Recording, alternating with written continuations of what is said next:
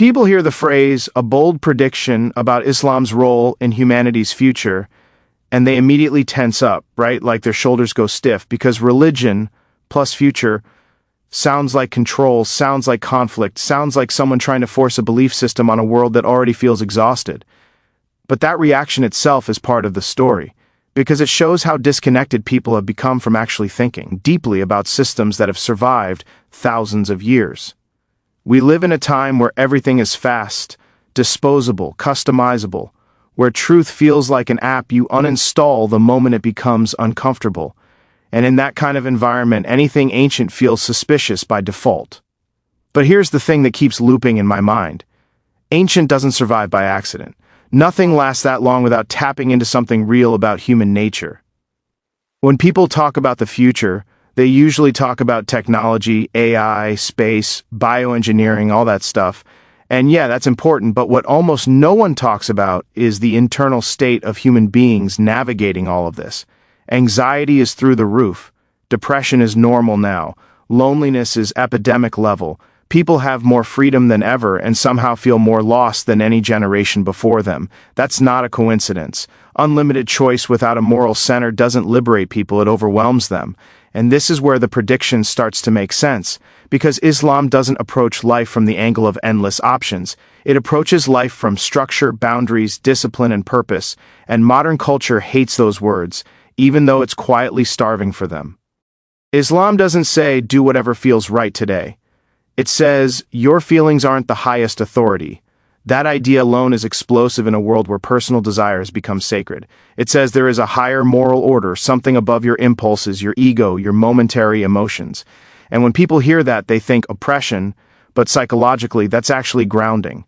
Humans don't function well when they are the ultimate judges of right and wrong.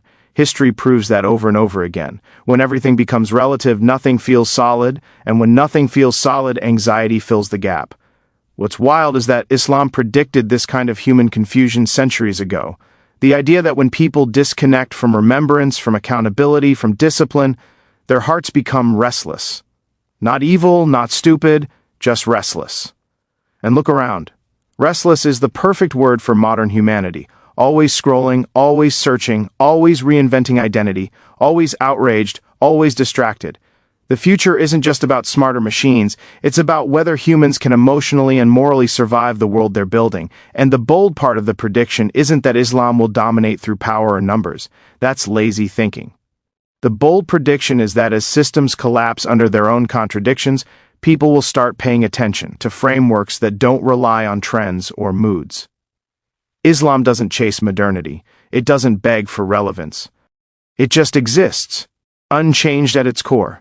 And that's either terrifying or fascinating depending on how honest you are about the state of the world, because when chaos becomes the norm, stability starts looking revolutionary, and when people finally admit that freedom without discipline is just another form of slavery, they begin looking for something that doesn't bend every time the cultural wind shifts, something that says there is meaning beyond consumption, beyond validation, beyond the self, and once that door opens even a little, the conversation about Islam stops being theoretical and starts becoming deeply personal, because then it's no longer about politics or headlines, it's about why so many people feel empty in a world that promised them everything and delivered confusion, and why a system built on prayer, restraint, accountability, and unity still speaks to something ancient inside the human psyche.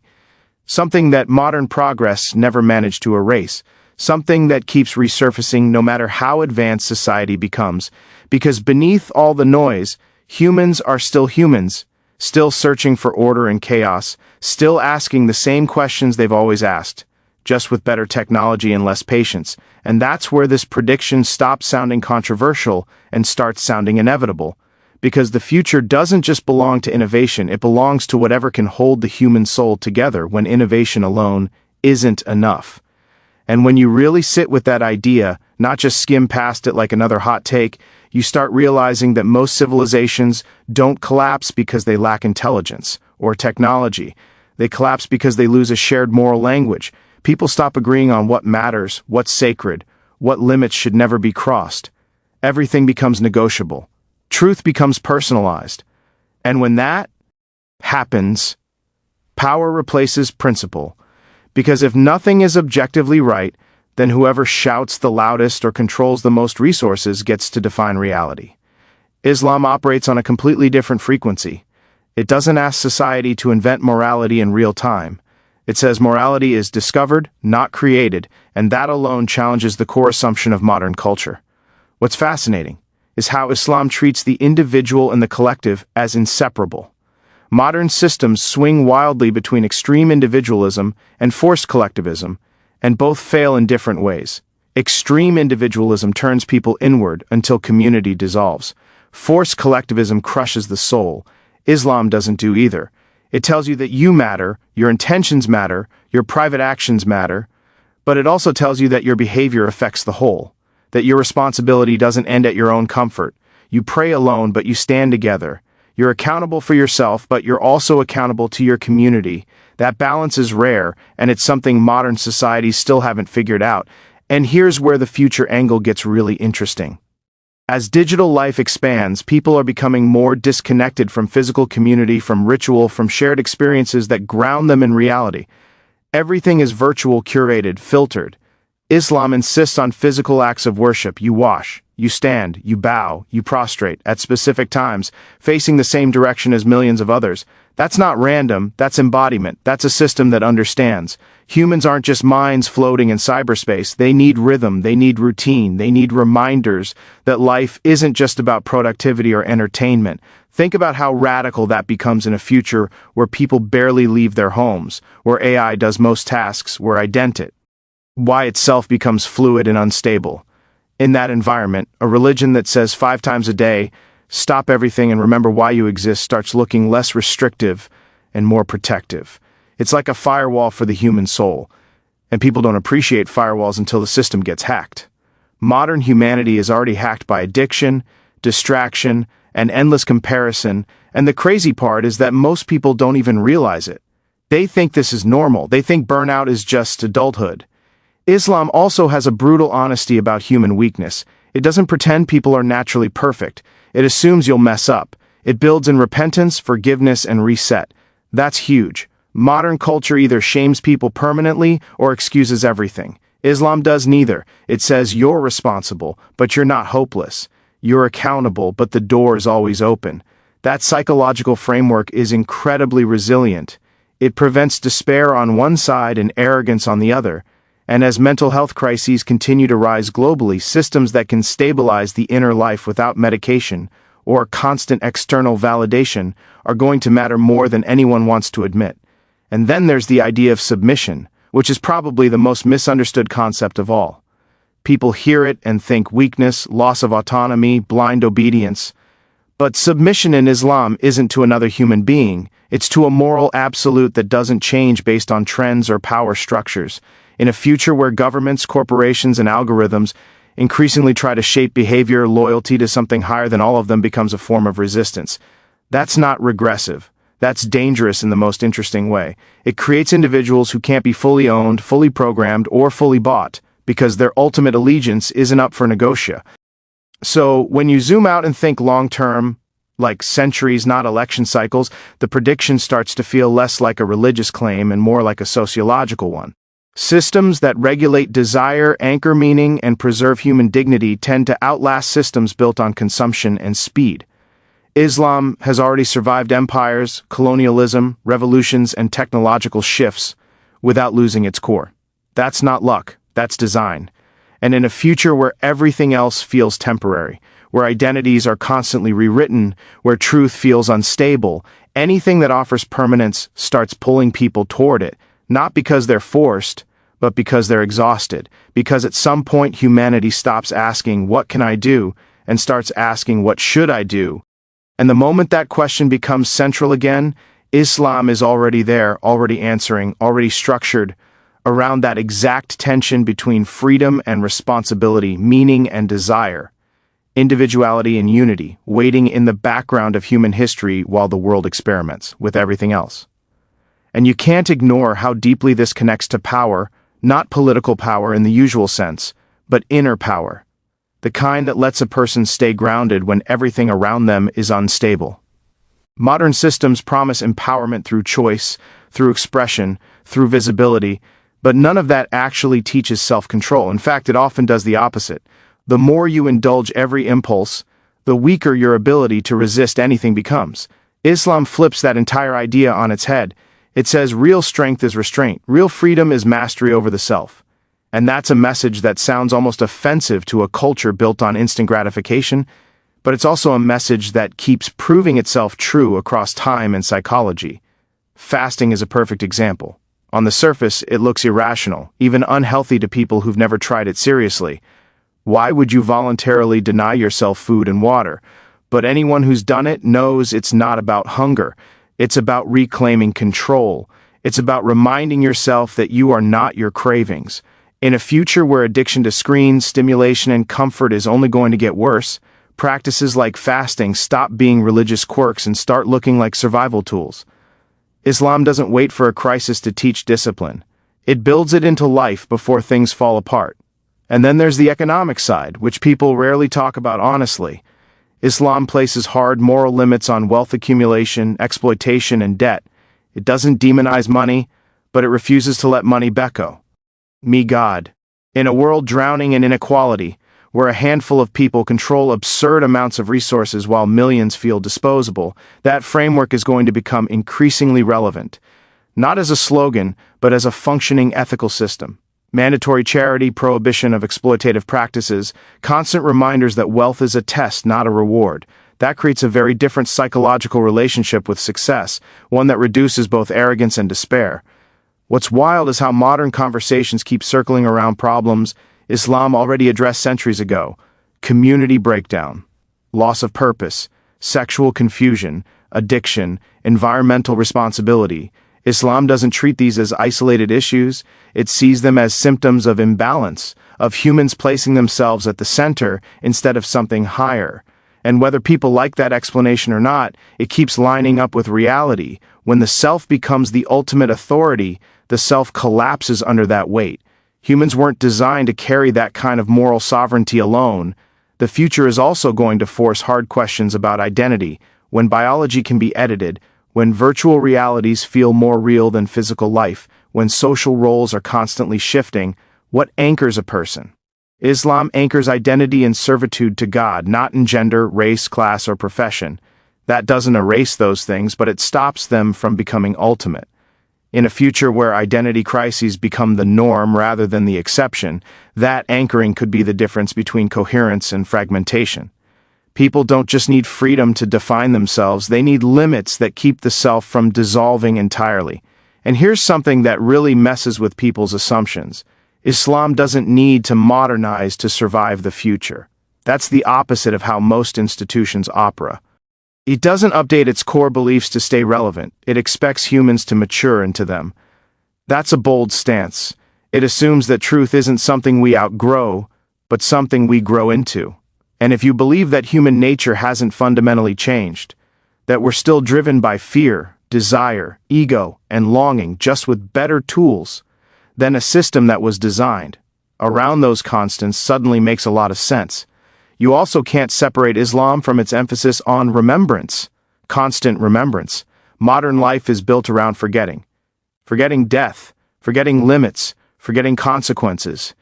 Islam keeps death close, not in a morbid way, but in a clarifying way.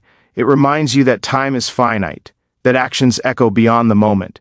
In a future obsessed with longevity, biohacking, and digital immortality, that reminder becomes even more radical. It cuts through the illusion that more time automatically equals more meaning. It forces a different question: what are you doing with the time you actually have?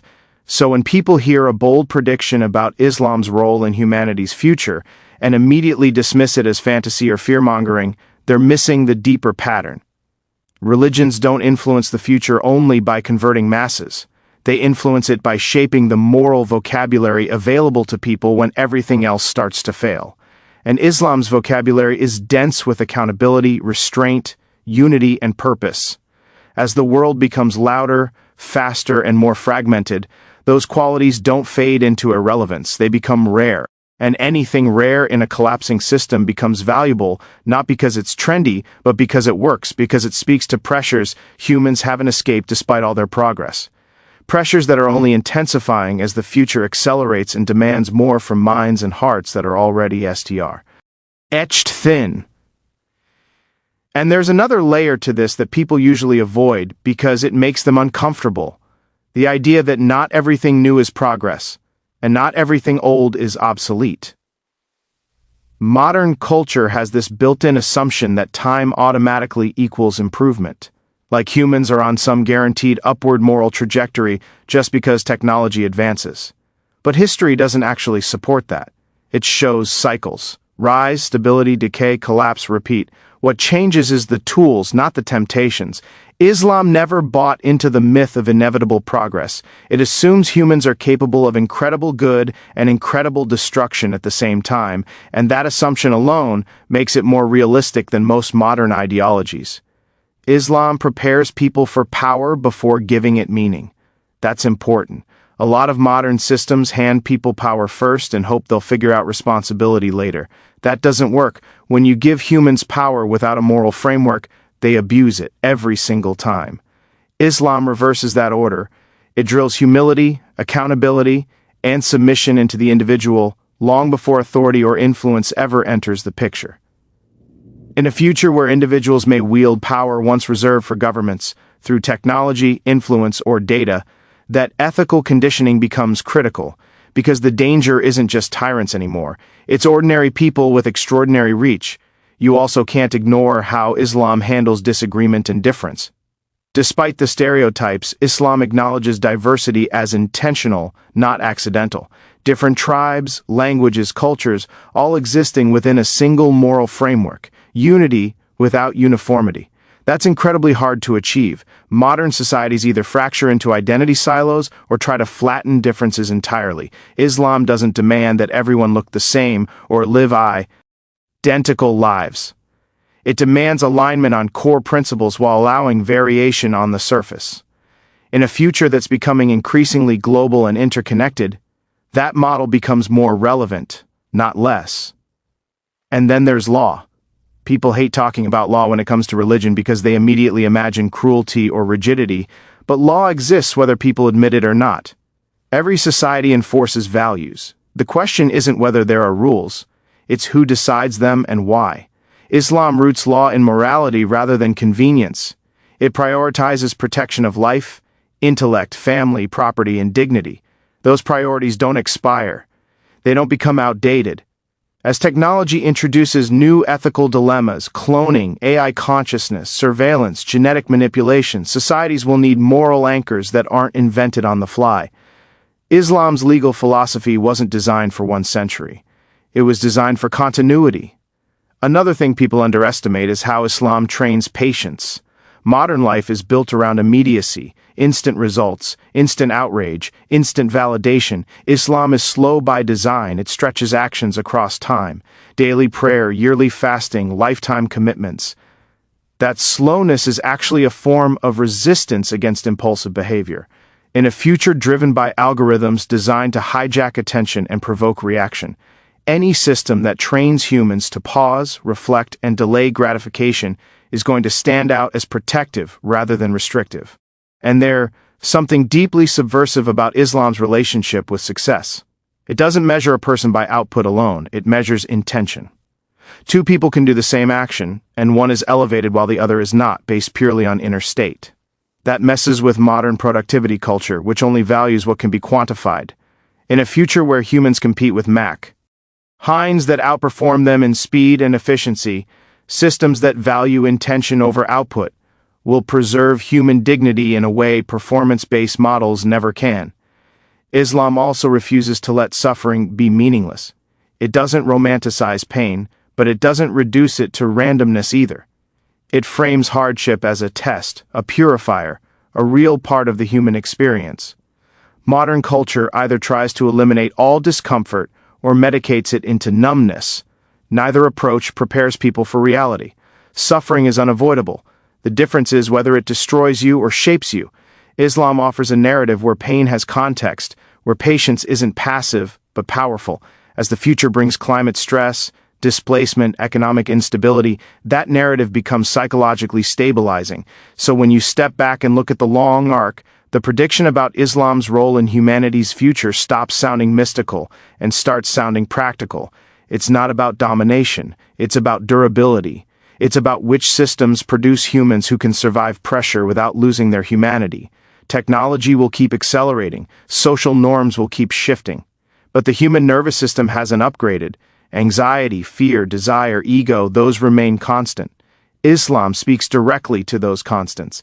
It doesn't flatter them, it disciplines them. And in a future that will demand more resilience than any generation before, that discipline could quietly become one of the most valuable currencies on the planet. Not because it's loud, not because it forces itself into the spotlight, but because when everything else feels unstable, people naturally gravitate toward whatever helps them stand still in the middle of the storm. And there's something else that almost never gets talked about in these conversations: the way Islam treats truth itself. Modern culture treats truth like a negotiation, like something flexible that adapts to consensus or emotion. If enough people feel a certain way, it becomes true. Islam doesn't operate on that logic. It treats truth as independent of human approval. Whether people like it, reject it, ignore it, or misunderstand it, truth remains truth. That idea alone is deeply unsettling in a future built on perception management, narrative control, and algorithmic influence, because it suggests that no amount of repetition can turn falsehood into reality. Think about where information is headed. Deepfakes, AI-generated content, virtual identities, simulated experiences that feel real enough to override memory. In that environment, the line between real and artificial starts to blur. Islam insists on grounding reality in something transcendent, something not subject to manipulation. It constantly pulls people back to a source that can't be edited, upgraded, or rebranded. That grounding becomes critical when sensory experience itself becomes unreliable. People won't just be confused about politics or culture, they'll be confused about what's real, and systems that anchor truth outside of human systems will suddenly feel less archaic and more necessary. Islam also doesn't outsource morality to experts or elites. Every individual is responsible. You don't get to hide behind institutions or trends. You're accountable for what you consume, what you say, what you do in private. That kind of personal moral responsibility is rare, and it's uncomfortable, but it's also empowering. In a future where people increasingly blame systems, algorithms, or social conditions for their behavior, Islam pushes back and says, you still choose. Circumstances matter, but they don't erase agency.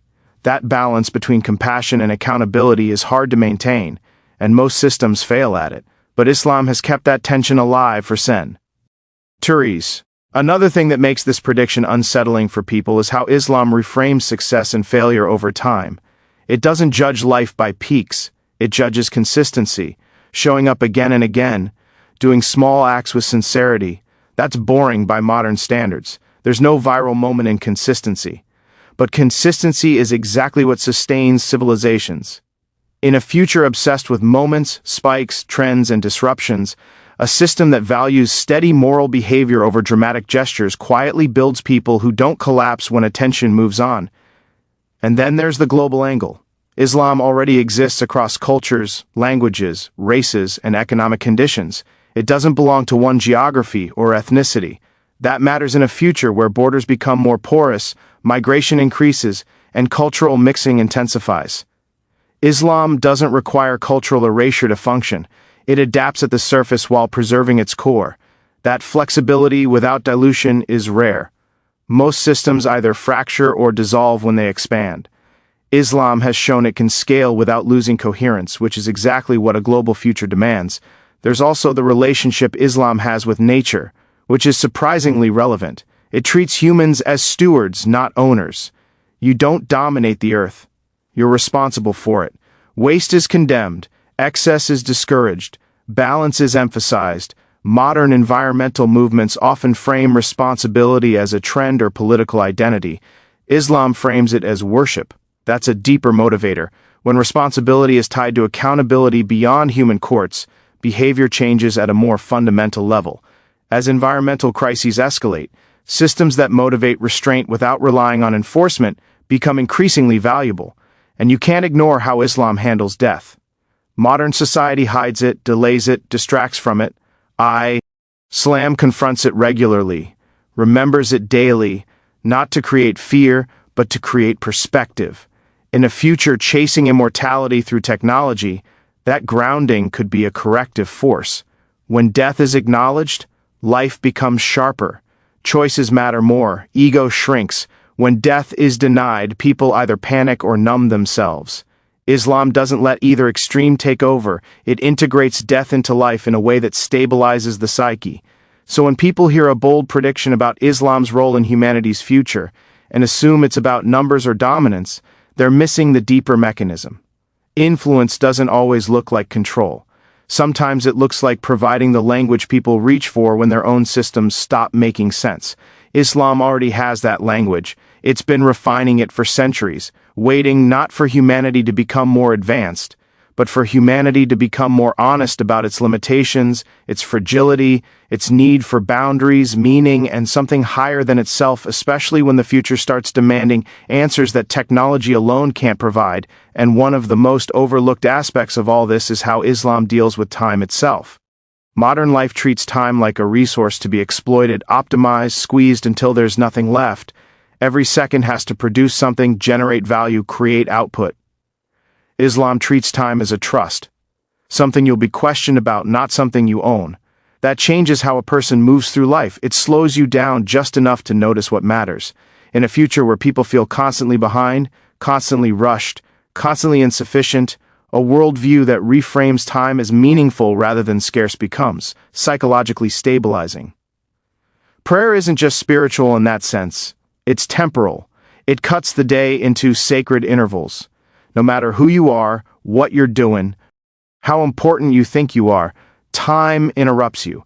That's humbling. It reminds you that you're not the center of the universe. In a future driven by self-importance, personal brands, and endless self-promotion, being regularly interrupted by something higher than your ambition becomes a form of grounding that no productivity system can replicate. There's also the way Islam treats knowledge. Modern culture worships information. More data, more access, more content. Islam prioritizes wisdom over accumulation. Knowledge without action is considered a burden, not a virtue.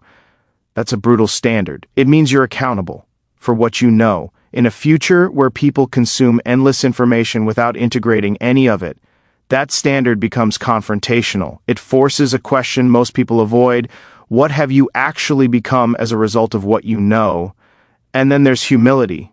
Not performative humility, not social media humility, but actual recognition of limits. Islam constantly reminds humans that they don't see the full picture, that there's a wisdom beyond immediate understanding. Modern culture struggles with that idea because it equates not knowing with weakness. But real resilience comes from accepting uncertainty without losing direction. As the future introduces problems too complex for any one person or ideology to solve, humility stops being a flaw and starts being a survival trait. Islam also does something unusual with power structures. It decentralizes spiritual authority. There's no single human figure who represents God on earth. That matters. It limits corruption. It prevents blind obedience to individuals. In a future where charismatic leaders, influencers, and AI-generated personas can manipulate masses, a system that insists your relationship with the divine is personal, direct, and not owned by anyone else becomes quietly resistant. To control. That resistance isn't loud, it's internal, and internal resistance is the hardest to break. Another layer people underestimate is how Islam frames struggle. Life isn't supposed to be easy. Struggle isn't a glitch, it's the point. That framing alone reduces shock when hardship comes. Modern culture sells comfort as the default and treats difficulty as failure. That sets people up for collapse when reality hits. Islam prepares people for difficulty before it arrives. It normalizes effort, patience, endurance. In a future defined by rapid change, instability, and pressure, people trained to expect struggle are less likely to break under it. And then there's the emphasis on intention again, which keeps coming back because it's central. Islam judges actions by intention, not just outcome. That's huge in a world obsessed with results. In the future, outcomes will be increasingly influenced by systems beyond individual control. Algorithms decide reach, machines decide efficiency, markets decide value. If human worth becomes tied only to outcomes, most people lose. Islam protects human dignity by locating value in intention, something no machine can replicate or measure. So when you think about Islam's role in the future, it's not about competing with technology. It's about compensating for its side effects. Technology amplifies human capacity, but it also amplifies human weakness. Islam was built with human weakness in mind. It doesn't assume people will behave well if given enough freedom or comfort. It assumes they need guidance, reminders, boundaries. That assumption might sound pessimistic, but it's actually compassionate because it meets humans where they are instead of where ideologies wish they were. And as the future keeps accelerating, as life becomes more abstract, more virtual, more detached from physical and communal reality, systems that embodiment, discipline, remembrance, and accountability become anchors. Not because they're nostalgic, but because they address parts of the human condition that don't evolve at the same pace as technology. The body still needs rhythm. The mind still needs meaning. The soul still needs orientation. Islam speaks to all three simultaneously, without apology, without dilution, without rushing to keep up, standing there like a reference point while the world spins faster around it. And here's where it gets even more intense. You start looking at modern society, and you see everyone chasing novelty for its own sake, trends, attention, likes, validation, distraction, constant dopamine hits. And for a long time, it works superficially. People feel busy, entertained, stimulated, but underneath it all, there's emptiness. That emptiness doesn't go away just because technology gets faster. In fact, it grows. Faster communication, more information, more influence, more comparison only amplifies the sense of lack. That's exactly the point where a system like Islam becomes more than just a religion. It becomes a framework for surviving the internal vacuum that modernity creates, and it's subtle. It doesn't scream, it doesn't demand conversion. It quietly exists as a map. It tells people you can be guided by principles that aren't dependent on temporary trends or the latest cultural fad. You can live a life where actions have weight beyond immediate gratification. In a future that's going to accelerate even more, where life is constantly streamed, mediated, and optimized by forces most people don't fully understand, that kind of unchanging map will feel revolutionary without anyone needing to declare it. Think about mental stability. Modern life is chaotic and overstimulating, and people are losing their ability to self-regulate. Anxiety, depression, burnout, they're all rampant. Islam builds in systems of regulation. Prayer regulates attention. Fasting regulates desire. Reflection regulates ego. Accountability regulates morality. Humans aren't designed to navigate life without internal systems like these, so when the future creates more pressure, more complexity, more illusion, systems that teach internal regulation are going to stand out. And then there's the global dimension again. Islam has already scaled across continents, languages, cultures. It doesn't collapse under diversity. Modern ideologies often fracture as soon as you try to export them. But Islam's core principles work anywhere because they address fundamental human nature, not just surface-level behaviors. That's why, in the future, as populations mix, migration increases, digital spaces merge cultures in unprecedented ways, a system that is inherently adaptable without losing core integrity will naturally become relevant. It's not a matter of conquest, it's a matter of design. Another aspect is resilience under pressure. History shows that civilizations fail not because they weren't clever or strong, but because they were internally fragile. Internal moral and social cohesion breaks down. Islam invests in internal cohesion at the individual level, then scales it collectively. You pray alone, you act morally alone, but your actions ripple outward. That ripple effect stabilizes communities in ways modern ideologies rarely account for. And in a future where social structures are under unprecedented stress, resilience will be priceless. And you can't underestimate the psychological comfort it provides. Humans have always sought meaning in chaos. Modernity removed almost all natural anchors, rituals, shared stories, communal frameworks, and replaced them with distraction and entertainment. People can't escape themselves through technology forever. Eventually, they okay for systems that offer coherence, a narrative that situates the individual in a larger order. Islam provides that, not artificially, not as propaganda, but as a lived framework that's been practiced for centuries. Then there's the predictive power of its moral design. Human nature is remarkably constant. Desire, fear, ego, longing, they don't change across centuries. Technology changes, politics change, culture changes, but these psychological constants persist. Islam's framework anticipates these constants. It doesn't rely on changing humans, it works with humans as they are. That's why a prediction about its future role doesn't feel like a guess. It feels inevitable because human nature doesn't fundamentally change. And lastly, for this section, consider the idea of accountability. Modern life often allows people to hide behind anonymity, systems, or technology. Actions have fewer immediate consequences. In a future dominated by virtual interactions, that problem will worsen. Islam insists on accountability, both private and public. You can't hide from it. That's revolutionary because it's not performative, it's structural. It creates humans capable of navigating life responsibly, even when external structures fail or become corrupt. That capability will be increasingly rare and increasingly valued as the world continues to accelerate beyond traditional oversight mechanisms. And then you have to think about the way Islam teaches patience over time. Modern society treats patience like a relic, something you tolerate when you have no choice, not as a skill to cultivate. Everything today is instant. Instant news, instant validation, instant gratification. People forget that real resilience requires delay, requires endurance. Islam embeds patience into life constantly. Daily prayer, fasting, seasonal rituals, long-term commitments.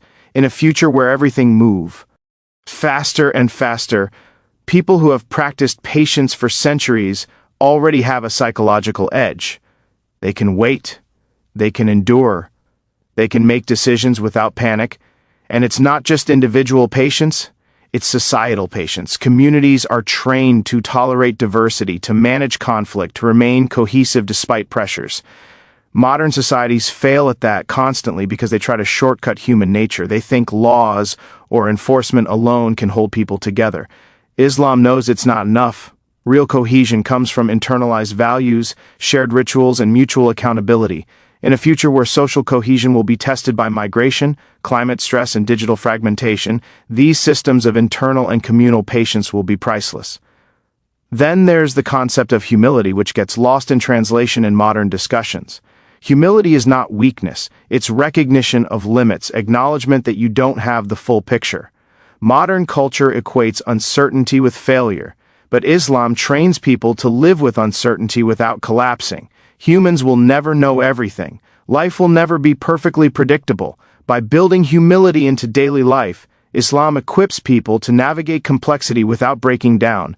That skill is going to be critical in a future defined by rapid technological, social, and environmental change, and accountability keeps coming back because it's central. Modern systems externalize responsibility. Blame the algorithm, blame the government, blame your circumstance. Islam internalizes responsibility. You are accountable for your actions, your choices, your intentions. That internal moral compass is like a stabilizer in stormy seas. In a future where external systems will increasingly fail or behave unpredictably, people trained to navigate life with internal accountability will naturally be resilient, more capable, more stable. Consider also the way Islam balances individuality and community. Modern ideologies swing between extremes, total individualism or forced collectivism. Islam integrates both. You are responsible for yourself, your intentions, your actions, but your behavior also affects the community. That balance cultivates mature, socially aware humans. In the future, as communities become more global, more interconnected, and more digitally mediated, the ability to manage personal responsibility while considering collective outcomes will be rare and valuable. And the concept of equality, radical equality, is built into the system. In a future increasingly stratified by wealth, access, and influence, the principle that everyone stands equally in moral accountability, that status, race, or wealth, does not confer moral superiority, will act as a stabilizing force. People trained in that principle will resist the kind of extreme division that destabilizes modern societies. Islam also teaches that hardship has meaning. Modern culture treats discomfort as a glitch to eliminate. Islam treats it as a teacher. Trials, suffering, and challenge are embedded into the human experience as opportunities for growth, purification, and reflection. In a future defined by environmental crises, migration, and technological disruption, this mindset will prevent despair, reduce burnout, and sustain communities under pressure. And finally, Islam's predictive insight comes from centuries of observing human nature. Technology and politics change. Fashion, norms, and entertainment change. Human psychology doesn't. Desire, fear, ego, longing, they persist. Islam was built around these constants, not around transient trends. That's why predictions about its role in humanity's future feel less like speculation and more like an inevitability, because the pressures humans will face are timeless, and the framework has already anticipated them, quietly, persistently, structurally, without fanfare, waiting for the moment the world starts demanding answers that current systems cannot provide. And here's another piece most people miss: the way Islam deals with identity. Modern life is obsessed with identity politics, self-definition, and constantly changing social labels. That creates confusion, instability, and anxiety. Islam doesn't erase identity. It acknowledges language, culture, and background, but it places them within a higher framework. Your ultimate identity isn't defined by status, race, or personal achievement. It's defined by your alignment with moral principles, with purpose, with accountability. In a future where identity will be increasingly fluid, virtual, and decentralized, having a grounding in values that transcend surface differences will be a stabilizing force. And this links to belonging. Humans naturally crave community, coherence, and recognition. Modern life offers superficial communities, likes, followers, fan groups, but these lack depth, moral grounding, and shared responsibility. Islam offers belonging that is deeply structured. You participate in rituals, follow shared ethics, and contribute to the community in meaningful ways. That structure produces psychological safety even under stress. In a future dominated by digital relationships and fragmented social networks, systems that produce authentic belonging will become increasingly attractive and resilient. There's also the issue of moral clarity. In a world of moral relativism, people are constantly unsure what is right or wrong. That uncertainty leads to inaction, frustration, and exploitation by those who manipulate narratives. Islam provides a clear moral framework that integrates law, ethics, and personal accountability. That clarity becomes invaluable in a future where ethical dilemmas will multiply, from AI decision-making to genetic engineering to environmental crises. People trained to navigate life with a moral compass will stand out, not because they dominate, but because they can make coherent decisions in chaotic circumstances. And patience comes back again, but at a societal scale. Islam teaches communities to endure trials together, to coordinate, to balance individual and collective needs over time. That's rare in modern systems, where communities fracture under stress or overreact to perceived injustice. In a future defined by constant pressure, from climate events to migration to global political instability, this learned patience will prevent collapse and maintain cohesion. Another layer is the treatment of wealth and resources. Modern society promotes accumulation, consumption, and competition at extreme levels. Islam sets limits, encourages sharing, and frames resources as trusts, not entitlements. That moral structure promotes sustainability, reduces greed-driven inequality, and encourages responsibility. In a future where resource scarcity may become critical, systems that embed ethical stewardship into human behavior will have immense value. And the way Islam treats education and knowledge is critical. Knowledge isn't just collected, it's integrated, applied, and tied to ethics. Information alone isn't wisdom. That principle protects humans in a future where data will overwhelm perception, where algorithms generate endless content, and where information will no longer guarantee insight. Systems that teach discernment and ethical application of knowledge will outperform those that teach only accumulation. Finally, Islam's approach to human desire and regulation matters. Modernity has largely externalized control of desire to entertainment, consumerism, or immediate gratification. Islam internalizes. Desire is managed through ritual, reflection, and accountability. That builds self-control. And in a future where technology will tempt humans constantly, from immersive simulations to hyper-personalized experiences, individuals trained in self-regulation will have a unique advantage, a resilience that cannot be outsourced or simulated. And when you think about community again, Islam doesn't just tell individuals how to behave, it creates networks of accountability. Every action is observed, not in a surveillance sense, but in a moral and social sense. You're reminded that your choices ripple outward. Modern societies fail at this because they rely on law alone, or virtual enforcement, or social pressure that's inconsistent. In a future where digital influence can amplify harm faster than ever, systems that train people to internalize accountability will act like shock absorbers, preventing breakdowns before external enforcement is even possible. Then there's the dimension of rhythm. Humans are biological creatures. Circadian rhythms, cycles of work and rest, patterns of action and reflection. These are embedded in Islam through prayer, fasting, and seasonal rituals. Modern life ignores these natural rhythms, replacing them with screens, deadlines, and artificial stimulation. In a future that accelerates these disruptions, any system that respects and reinforces natural human cycles will provide an edge for mental stability, emotional regulation, and social cohesion. And the way Islam treats suffering is radical compared to modern culture. We treat suffering as a problem to eliminate. Islam treats suffering as a teacher. Hardship isn't meaningless, it's informative, shaping character and perspective. In a future filled with crises, from climate upheaval to economic shocks, this mindset prevents despair, reduces burnout, and cultivates resilience at a societal scale. People who internalize this approach will be able to navigate instability without collapse. There's also the element of memory. Modern life is distraction-heavy, and forgetting has become default. Islam insists on remembrance of God, of mortality, of ethical obligations, of community responsibilities. Regular practices reinforce these memories, which keeps values alive in everyday decision-making. In a future of constant sensory overload, remembering what matters will be a rare skill, and it will separate those who endure from those who drift. And then there's the treatment of intention. Modern systems judge success by outcome, by metrics, by visibility. Islam emphasizes intention first. That creates a resilience that outcome-based cultures can't provide. If outcomes fail, the inner moral structure still functions. In a future dominated by unpredictable external systems, AI, economic volatility, environmental uncertainty, this internal focus on intention will preserve dignity and guide decisions when external signals fail. Another aspect is humility, which is trained repeatedly in Islam.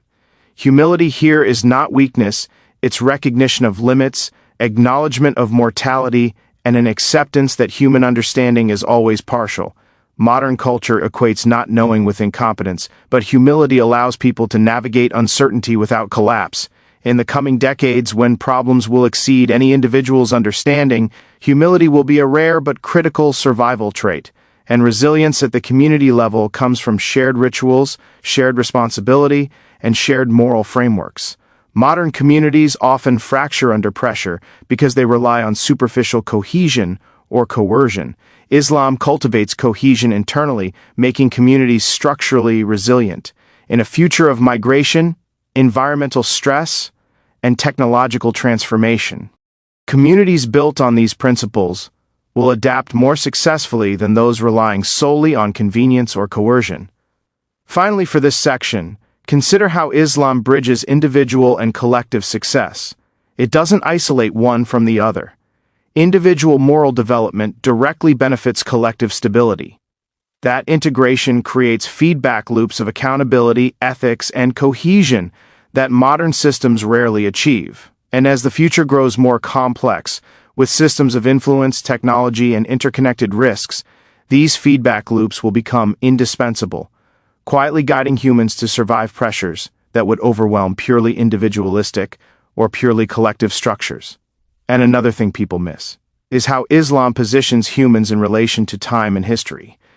Modern life treats time as linear, disposable, something to optimize or monetize. Islam embeds humans within a larger temporal framework. Life is finite, actions have consequences, and patterns of behavior echo across generations. That long-term perspective teaches foresight and responsibility in a way modern culture rarely does. In a future where decisions have far-reaching consequences, climate, technology, societal structures, Humans who are trained to consider long-term effects will naturally make more sustainable choices. Then there's the emphasis on ethical consistency. Modern systems are reactive. Ethics shift based on public opinion, market forces, or convenience. Islam teaches that principles are constant. Actions are judged by a framework that doesn't bend for trends or popularity. That consistency becomes increasingly rare in a world of constant change.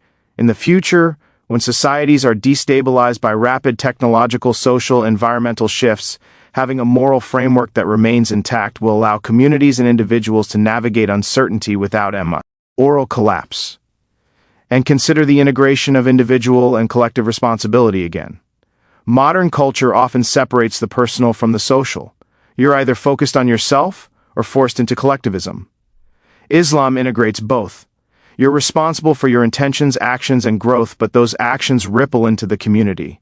That dual accountability builds resilience, cooperation, and stability, which will be invaluable in a future marked by complexity, interdependence, and global crises. Then there's ritual as a stabilizing factor. Prayer, fasting, charity, pilgrimage, all of these create predictable patterns that structure daily and annual life. In a future dominated by unpredictability, those rituals will serve as anchors. Humans thrive with patterns. Even the brain itself responds better when life has rhythm. Islam embeds that rhythm systematically, without relying on external enforcement, making it a deeply sustainable model. And humility keeps returning because it's essential. Life will always confront humans with uncertainty, challenges, and limitations. Modern culture often treats this as failure or weakness. Islam treats it as opportunity for growth, reflection, and perspective. That mindset will become increasingly critical in a future where technological, environmental, and societal pressures will challenge human assumptions constantly. Then consider knowledge and application. Modern education emphasizes acquisition. Islam emphasizes integration. Knowledge without action is incomplete. This creates humans capable of ethical application, not just accumulation. In a future flooded with information, distinguishing useful, applied knowledge from noise will be a survival skill. Systems that cultivate that will naturally influence outcomes, even quietly, without needing to dominate. And the ethical regulation of desire is key. Modernity externalizes desire, entertainment, consumption, instant gratification. Islam internalizes it, teaching humans to govern themselves. That skill will matter more than ever in a future where technology constantly exploits impulses. People trained in self-regulation will navigate temptation, distraction, and manipulation with resilience, preserving mental stability and moral integrity. Finally, the prediction's boldness isn't about conquest. It's about durability, internal cohesion, and relevance. Systems that survive future pressures are those that anticipate human constants, desire, fear, ego, longing, while providing tools to navigate them responsibly. Islam was designed around these constants. Technology, politics, trends, they'll fluctuate, but human nature remains remarkably consistent. That's why this prediction feels inevitable, because it aligns with unchanging patterns of the human psyche. And then there's the element of global applicability. Modern ideologies often fracture when expanded beyond their origin culture. Islam, despite misconceptions, has historically functioned across continents, languages, and ethnicities. Its core principles are adaptable at the surface but immutable at the core.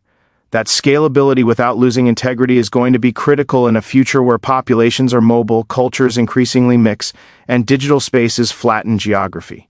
People naturally gravitate towards systems that can provide stability without demanding uniformity. Think about mental and emotional resilience. Modern systems externalize coping. Therapy, medication, distractions, entertainment. Islam internalizes it through structured practices, reflection, and accountability. That creates individuals and communities capable of withstanding crises without external props. In a future of environmental, social, and technological upheaval, that inner resilience will differentiate those who collapse from those who endure. And it's not just individual resilience. Collective resilience comes from rituals, shared ethics, and integrated accountability. Modern societies often fail because cohesion relies on convenience or coercion, rather than internalized moral structure. Islam trains people to uphold the collective while honoring individuality.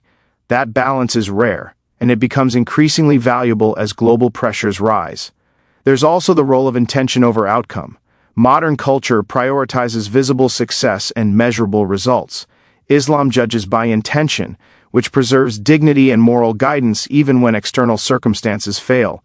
In a future dominated by algorithmic, economic, and environmental unpredictability, internal measures of value will be more sustainable than any external metric.